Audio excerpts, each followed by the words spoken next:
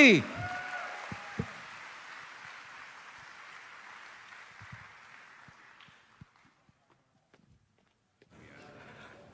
kabar Bapak Ibu?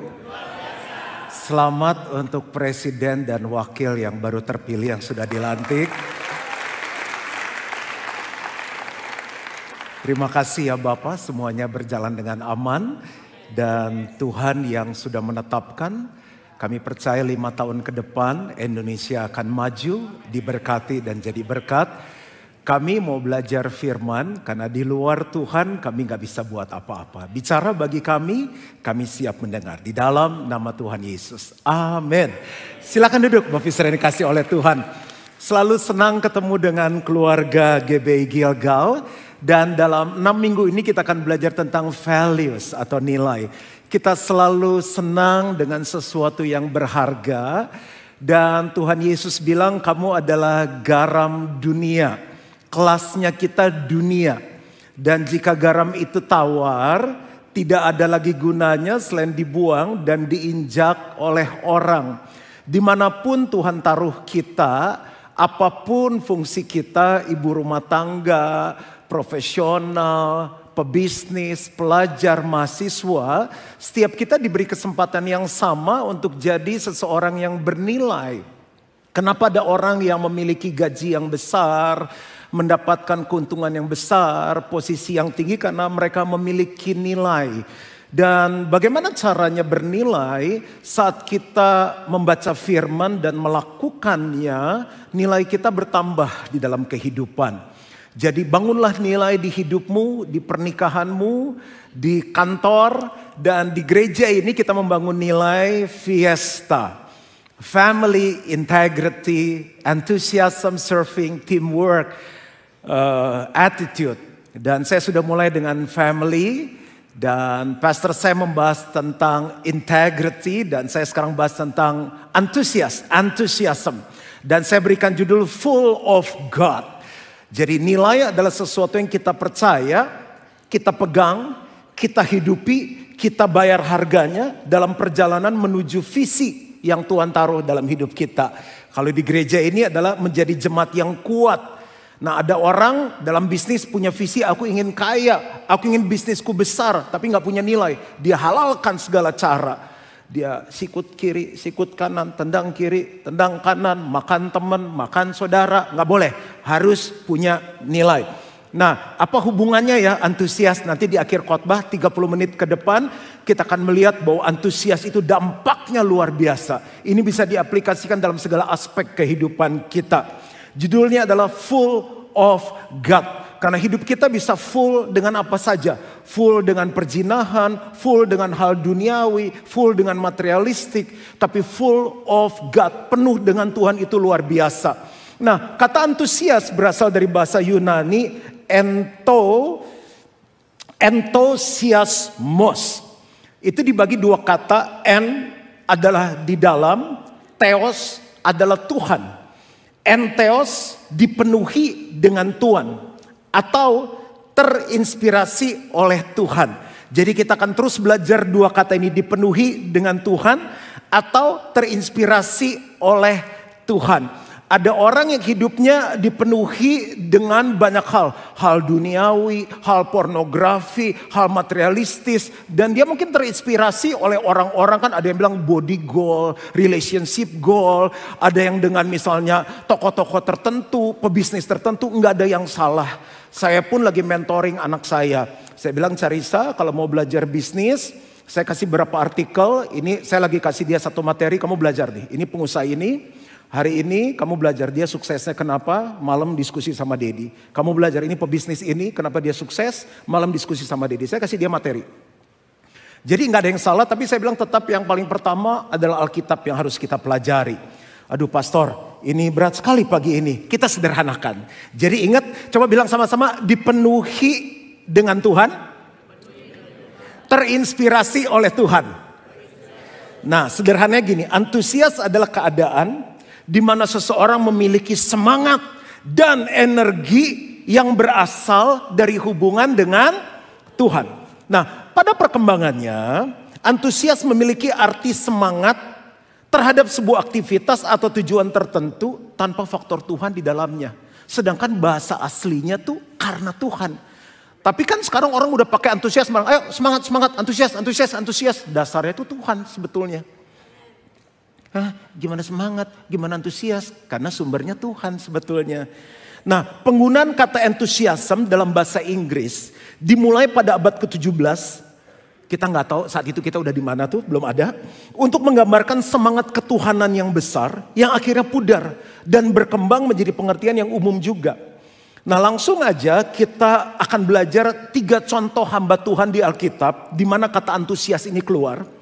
Hamba-hamba Tuhan yang nggak punya modal apa-apa, nggak punya pengalaman, orang biasa, orang nggak terpelajar, modalnya cuma 2. Dipenuhi oleh Tuhan, terinspirasi oleh Tuhan. Dipenuhi oleh Tuhan, terinspirasi oleh Tuhan. Kalau nggak ada amin, saya sebut terus. Dipenuhi oleh Tuhan, terinspirasi oleh Tuhan. Tapi, papaku siapa nggak terkenal? Aku nggak sekolah, aku nggak punya apa-apa. Nggak masalah bro. Yang penting dipenuhi oleh Tuhan, terinspirasi oleh Tuhan. Yang pertama namanya Daud. Kenal lah ya. Coba bilang sama-sama Daud. Oke, pastor cerita dulu. Jadi satu saat Tuhan bilang sama seorang nabi, pergi ke rumahnya Isai. Salah seorang anaknya, aku akan urapi jadi raja. Dia bilang sama Isai, bukan sayang, Isai. Panggil anak-anak kamu. Keluar yang pertama tinggi, badannya besar. Tuhan bilang, bukan. Yang lain, bukan. Sampai 7, bukan. Udah semua anaknya? Belum, masih ada 1. Berarti anak bawang, gak hitungan. Masih belasan tahun, mukanya kemerah-merahan. Ganteng sih, cuma gembalain 2-3 ekor embe. Panggil. Pas panggil sampai ke rumah, Tuhan bilang ini orangnya. Siapa namanya? Daud. Tuhan bilang urapi jadi raja. Baru diurapi, pasal berikutnya mereka diserang sama Filistin. Ada seorang yang tinggi hampir 3 meter namanya Goliat. Goliat itu mencerca, membuli orang Israel. Sampai perwira, jenderal, tentara, rakyat kabur semuanya, tinggal beberapa orang sama raja. Dia bilang gini, lawan aku seorang banding seorang. Nggak ada yang berani. Sampai papanya bilang gini, papanya nggak tahu apa yang terjadi di sana. Kan belum ada medsos saat itu. Daud kan, lu pergi ke koko-koko, bawa ini ada coipan segala macam buat biar masuk. Ini kan gerejanya di Pik kan, bawain coipan, uyen, terus bacang ya, pas hari bacang kan. Bawain ke koko-koko biar perangnya semangat. Pas dia bawa, dia lagi lihat tuh Goliat lagi marah-marah, lagi ngeledek Tuhan. Mana Tuhan kamu katanya.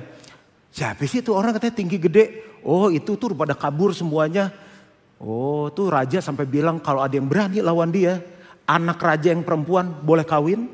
Terus umur hidup bebas pajak katanya. Itu kalau jemaat Gilgal ada di sana rebutan semua. Pasti saya katanya. Dia lupa dia udah punya istri. Oke, kembali lagi. Kembali ke konteks Alkitab. Terus kokonya bilang jangan nakal ya. Lu mau bawa makanan atau mau ikut nakal nih? Enggak, cuma nanya doang. Akhirnya berita itu sampai ke raja. Kamu katanya mau ikut melawan Goliat. Ya udah sini, pakaian baju perang katanya. Karena raja juga nggak berani kan. Pakaian baju perang keberatan lah. Orang masih belasan tahun gak bisa jalan dia. Udah gak usah pakai apa-apa. Kenapa sih kamu berani kata raja? Gini raja, saya kan gembalain 2-3 ekor embe. Suka ada beruang sama singa yang nyerang. Kalau dia serang saya punya kambing domba yang 2-3 ekor itu. Saya hajar. Sampai dilepas. Oh ya? Terus begitu dilepas dia mau nyerang saya. Saya tarik jenggotnya. Aku gak ngarang lu ada di Alkitab. Saya tarik jenggotnya, saya bunuh tuh singa sama beruang. Ini kalau aku ngelamar sekolah minggu Gilgal, keterima gak nih? Terima, oke.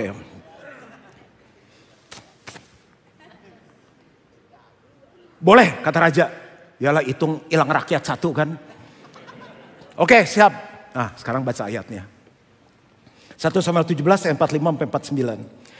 Tetapi Daud berkata kepada orang Filistin itu, engkau mendatangi aku dengan pedang dan tombak dan lembing. Daud gak punya apa-apa. Gak pernah sekolah militer. Tapi aku mendatangi engkau dengan nama Tuhan semesta alam. Kuncinya dipenuhi Tuhan, terinspirasi oleh Tuhan. Allah segala barisan Israel yang kau tantang itu. Hari ini juga itu faith. Faith is now. Hari ini juga Tuhan akan menyerahkan engkau ke dalam tanganku. Dan aku akan mengalahkan engkau dan memenggal kepalamu dari tubuhmu. Hari ini juga aku akan memberikan mayatmu dan mayat tentara orang Filistin kepada burung-burung di udara. Kepada binatang liar. Supaya seluruh bumi tahu bahwa Israel mempunyai Allah. Dan supaya segenap jemaat ini tahu bahwa Tuhan menyelamatkan bukan dengan pedang, bukan dengan lembing, bukan dengan backingan, bukan dengan dolar, bukan dengan fasilitas, bukan dengan gelar. Sebab di tangan Tuhanlah pertempuran dan Ia pun menyerahkan kamu ke dalam tangan kami. Ketika orang Filistin itu bergerak maju untuk menemui Daud, maka segeralah Daud berlari ke barisan musuh untuk menemui orang Filistin itu. Yang lain, yang gak terinspirasi oleh Tuhan, yang gak dipenuhi oleh Tuhan, lari kemana? Pulang kampung, takut. Tapi dia lari menghadapi tantangan itu. Lalu Daud memasukkan tangannya ke dalam kantungnya. Diambilnyalah sebuah batu dari dalamnya. Diumbannya, maka kenalah dahi orang Filistin itu. Sehingga batu itu terbenam ke dalam dahinya. Dan terjerumuslah ia dengan mukanya ke tanah. Waktu saya pelajari ini Tuhan ngomong gini.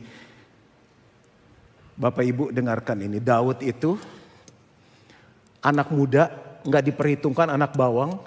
Tapi dia bisa mengalahkan raksasa yang besar. Dari tempat ini ada orang-orang muda secara pengalaman muda. Dananya masih muda, belum matang, gak punya apa-apa. Mulai bisnis baru, karirnya maju. Tapi Tuhan akan pakai kalau antusias melakukan perkara-perkara yang besar bagi Tuhan. Dari tepuk tangannya sih bukan tepuk tangan antusias nih.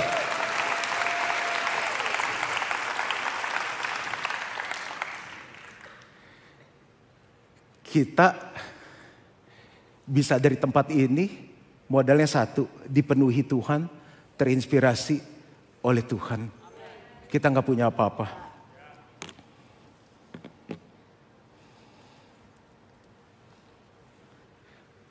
Dia nggak sekolah militer, Tuhan cuma bilang begini, ini ya saya hitung ya. Dia punya baju sirah nih yang buat nutupin biar nggak keserang 57 kilo. Dia gendong baju 57 kilo, itu baru baju loh, belum helm segalanya. Mata tombaknya 6,84 kilo, belum termasuk tombak dan pedangnya. Terus ditutupin lagi sama orang bawa perisai lagi, double. Tuhan bilang begini, Ut, lu lihat ada satu yang gak ditutupin, jidatnya bolong. Lu pakai batu, pas kena di sana. Siap Tuhan, karena dia dipenuhi Tuhan. Karena dia terinspirasi oleh Tuhan.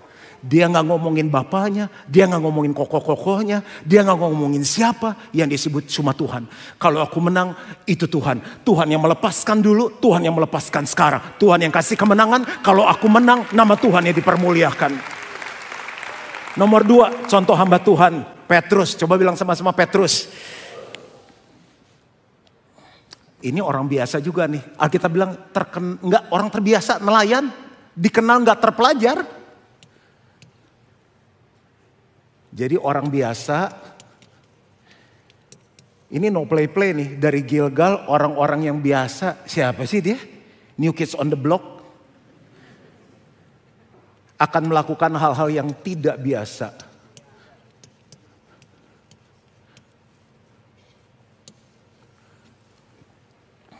Jadi ini lagi ada badai nih. Badai. Jadi jangan pikir kalau anak Tuhan gak ada tantangan. Setelah ikut Tuhan kenapa jadi tantangan? Normal, biasa. Saya minggu lalu pelayanan di gereja teman saya. Bro, lu jadi orang tuh jangan gitu. Kenapa dia bilang? Teman-teman komplain. Kalau ngobrol sama Juan Mogi susah katanya. Kenapa? Gak pernah ada masalah.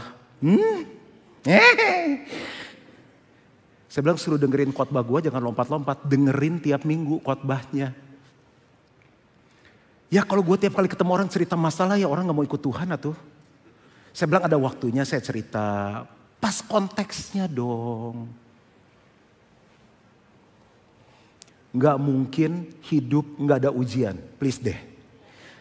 Kira-kira jam 3 malam datanglah Yesus kepada mereka berjalan di atas air. Itu 3 malam tuh gelap. Itu masalah. Ketika murid-muridnya melihat dia berjalan di atas air. Murid loh. Ini murid loh. Bukan Kristen lagi. Kristen. Mereka terkejut dan berseru. Itu hantu. lalu berteriak-teriak karena takut. Tetapi segera Yesus berkata kepada mereka, tenanglah, aku ini, jangan takut. Semua murid ketakutan, cuma Petrus yang berseru dan menjawab dia, Tuhan, apabila engkau itu, suruhlah aku datang kepadamu berjalan di atas air. Makanya kadang perlu orang pintar jadi orang biasa. Jangan terlalu pintar. Kata Yesus, datanglah. Karena dia di tengah ketakutan tetap antusias, dia tetap dipenuhi Tuhan, tetap terinspirasi oleh Tuhan. Kata Yesus, datanglah. Maka Petrus turun dari perahu dan berjalan di atas air mendapatkan Yesus. Perahu bicara mengenai kenyamanan kita. Orang yang penuh dengan Tuhan, terinspirasi dengan Tuhan, selalu dengar Tuhan ngomong. Waktu dengar Tuhan ngomong, keluarlah yang namanya iman. Waktu imannya muncul, dia berani keluar dari zona kenyamanannya dan melangkah. Disitulah dia ngalami Tuhan. Orang biasa ngalami hal-hal yang tidak biasa. Enggak, amin, aku lompat nih. Kalau kita nggak melangkah dulu, kita nyewa terus sampai Yesus jemput kembali. Kalau dulu kita nggak melangkah, Jemaat Gilgal Kebaktian Pangku-Pangkuan nggak ada Gilgal Center 2.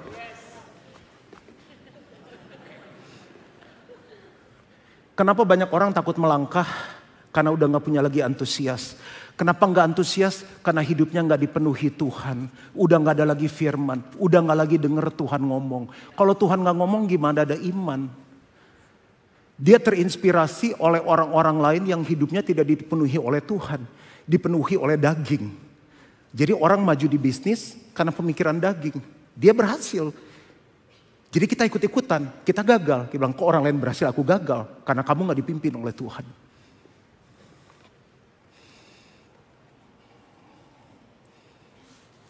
Ya gak harus amin sih. Cuma ya mau cerita doang. Ini contoh hamba-hamba Tuhan yang antusias. Yang ketiga Nehemia. Ini orang yang sederhana, juru minuman raja. Orang sederhana. Aneh ya, di Alkitab itu Tuhan pakai orang, mungkin orang-orang gini lebih gampang kali ya dipakai Tuhan ya. Ada orang muda di tempat ini? Oh ya Tuhan. Ah puji Tuhan. Muda di bisnis, muda di pengalaman. Ada orang biasa di sini? Oke. Ada orang sederhana di sini? Pas angkat diamond semua. Saya Pak, orang biasa. Oke, seorang biasa, orang sederhana akan melakukan perkara yang mustahil. Ini Nehemia ini cuma juru minuman raja, pembantu, bawain minuman doang. Satu saat dia dengar kotanya tuh dibakar, temboknya. Kalau udah pernah ke Israel tuh temboknya tebal banget, bukan tembok kayak bata disusun, bukan. Tembok itu gengsinya orang. Semakin besar kerajaan temboknya semakin tebal tinggi karena orang gak bisa nyerang. Begitu orang menyerang dari atas sudah diserang dulu. Tapi di tembok Yerusalem hancur terbakar. Orang kecil tapi hati bagi bangsanya luar biasa. Kita baca berapa ayat. Kata mereka kepadaku, orang-orang yang masih tinggal di daerah sana, yang terhindar dari penawanan ada dalam kesukaran besar dan dalam keadaan tercela.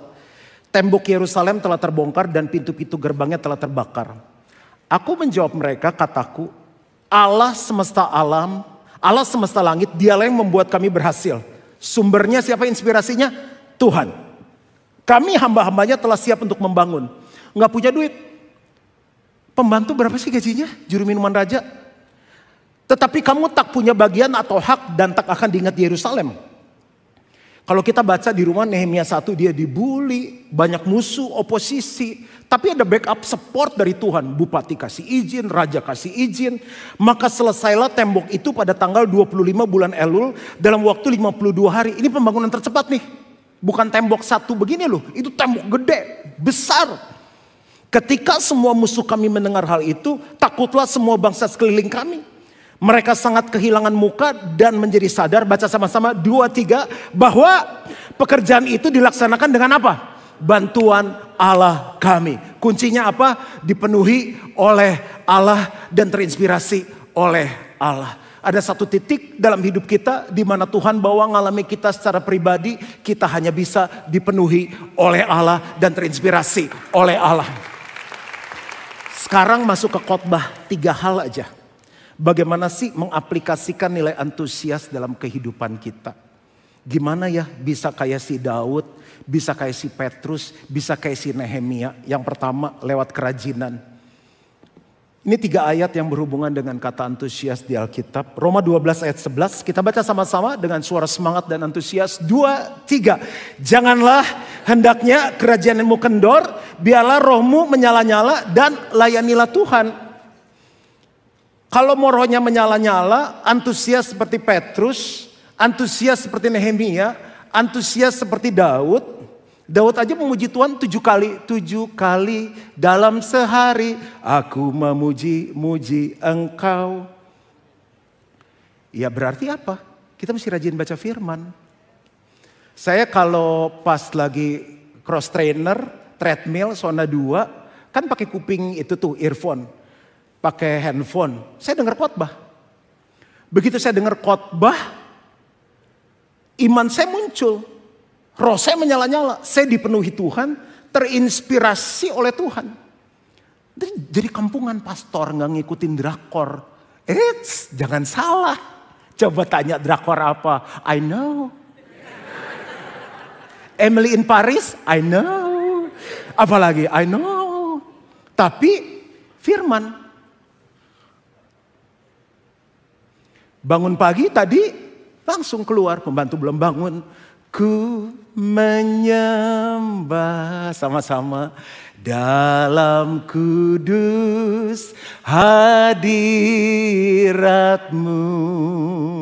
hampiri tata kasih karuniamu Bapa, kekuatanku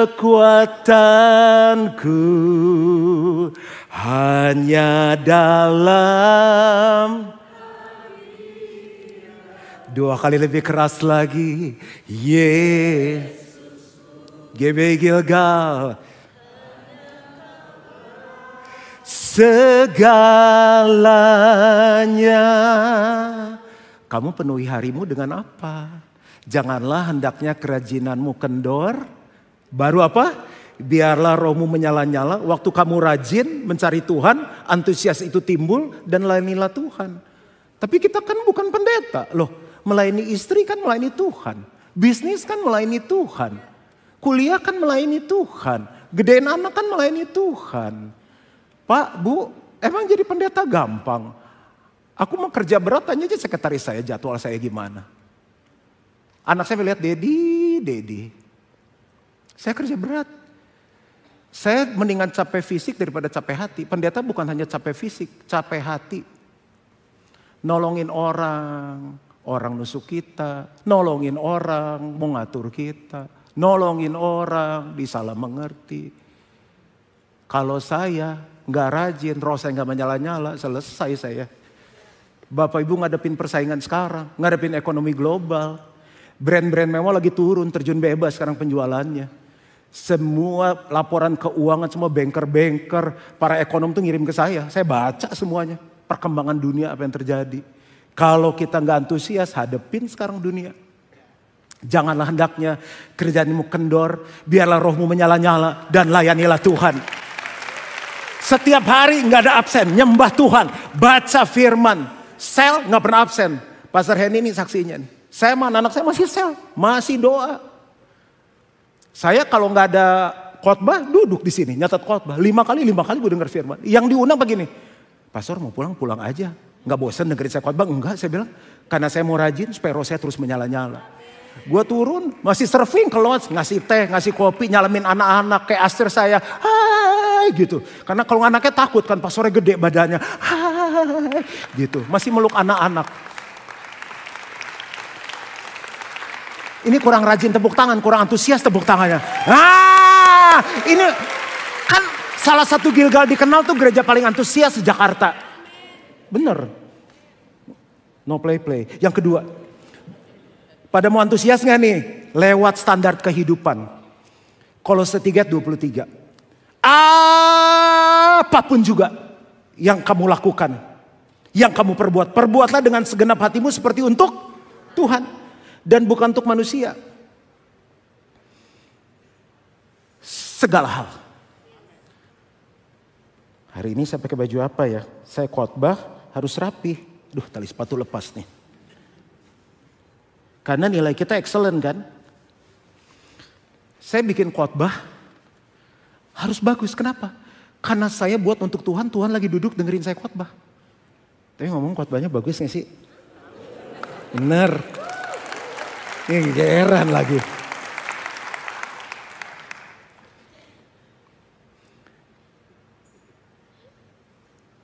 Ini gereja duitnya belum cukup, GC2. Ini direkam gak sih di YouTube?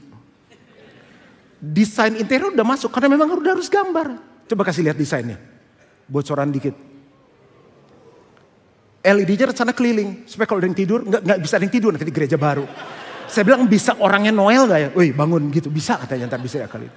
Atas ada ini baru salah satu contoh. Detail kita udah meeting. Kan dia udah kasih ini, saya bilang berapa nih? Oh ini $300 semeter. Saya bilang gini ya biar enak ya. Kan yang interior dari Australia. Saya bilang gini biar enak, kita sih duit belum ada. Jujur ya. Ada yang murah gak? Saya bilang ngerusak desain lo gak? Jadi enak sama enak kan? Tapi kalau ada uangnya, standar kita sih excellent. Karena saya bangun rumah seolah-olah saya bangun ini rumah Tuhan. Jadi kalau gak ada, kita gak pakai marmer, granit tile saya bilang. Oke dia bilang, saya bisa bikin bagus. Tapi visinya, visi excellent. Karena saya buat itu seolah-olah Tuhan hadir di setiap kebaktian kita. Next, foto berikut. Nah ini buku saya ke-6 nih. Launching 8 Desember. Saya meetingin detail. Kenapa buku saya itu cetak terus. Sampai percetakan gini, Pak tolong ganti cover yang mengkilap yang bisa ngaca itu. Dia gak bisa terlalu banyak file yang saking dicetak. Pokoknya kalau saya buka kantor diserbu orang aja. Itu pembeli terus beli dicetak terus. Orang Indo gak suka baca buku. Tapi kalau baca bukunya Pak Surya ada gambar, gampang selesai, bisa dimengerti. Kenapa saya bikin itu? Kenapa saya antusias nulis lagi? Simple. Seolah-olah waktu saya nulis buku, saya bayangin Tuhan lagi baca buku saya.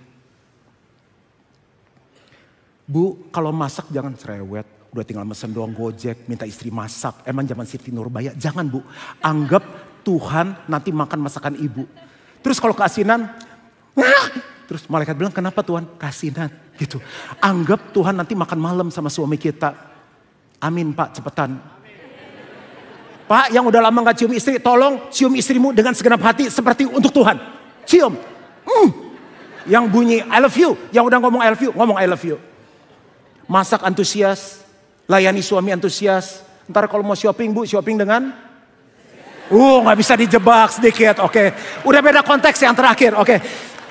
Nah, kenapa saya khotbah antusias, bangun rumah Tuhan antusias, semuanya antusias. Kenapa? Saya buat standarnya semua untuk Tuhan. Ini telat potong rambut, Sabtu kemarin potong rambut karena pulang ada acara apa. Janji harus waktu untuk anak kemarin. Terus mendadak ada konseling, saya skip. Mesti hari ini rambut saya lebih rapi, sadap. Oke.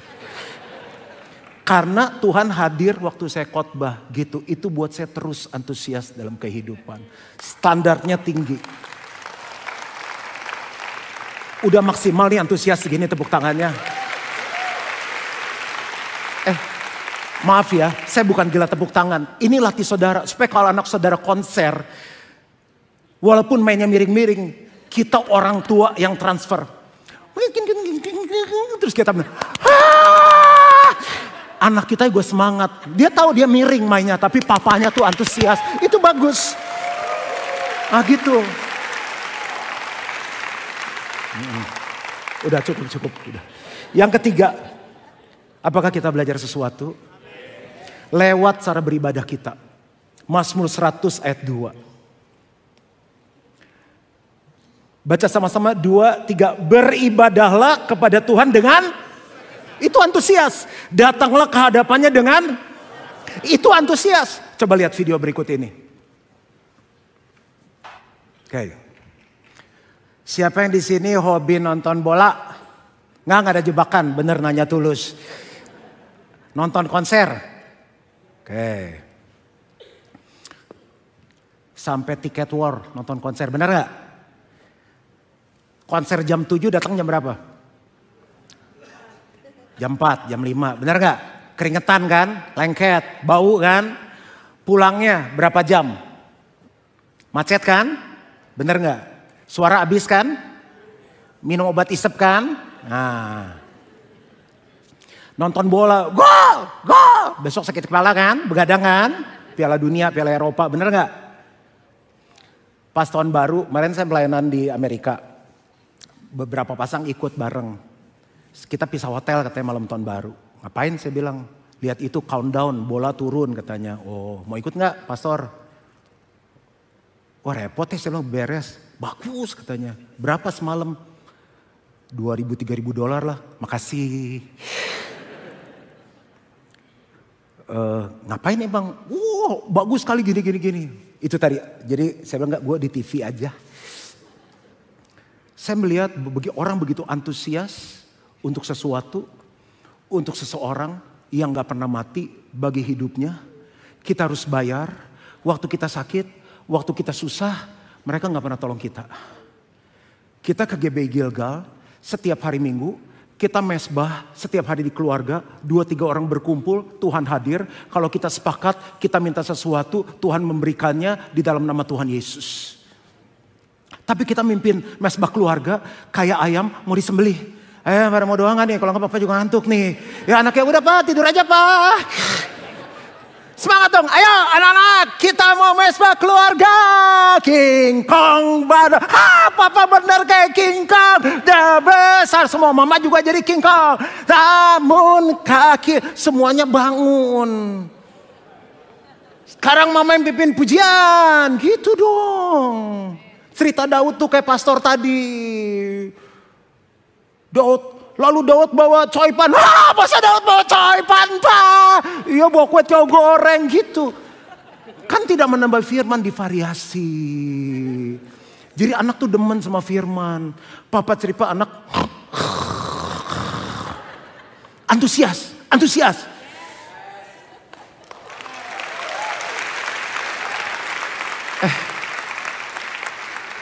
Kita ya. Yesus tuh mati di kayu salib buat kita loh. Coba ambil nafas semuanya, 1, 2, 3. Jangan ke samping, dia pingsan. Ke depan. Tolonglah puji-pujian yang semangat. Saya kan perhatikan ya kalau lagi konser apa segala. Itu orang hafal loh lagunya. Saya kasih contoh ya. Lampu baru nyala, orang gue wow! Cuma orang naruh mikrofon doang. Dipikir artisnya keluar. Akhirnya lagu pertama ya. Where's his cases car? Where's his cases car? Where's his cases car? Where's his cases? Yeah! Woo! Where's his cases car? Nah apa sih lu? Nggak apa-apa. Terus pas ke gereja, kira mati.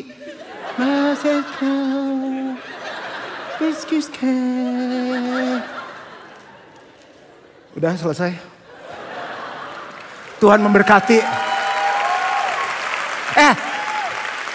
Mau antusias gak? Latihan dulu sebentar.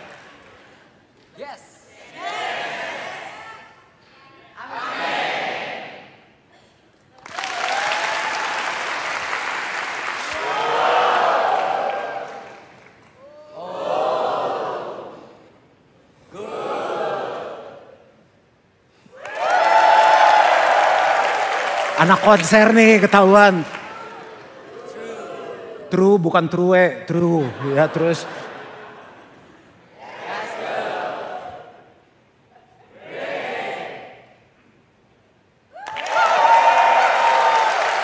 Yuk kita bangkit berdiri. Latihan sekali lagi ya, jangan marah ya. Sekali lagi kita lakukan dengan cepat. 1, 2, 3 silakan multimedia.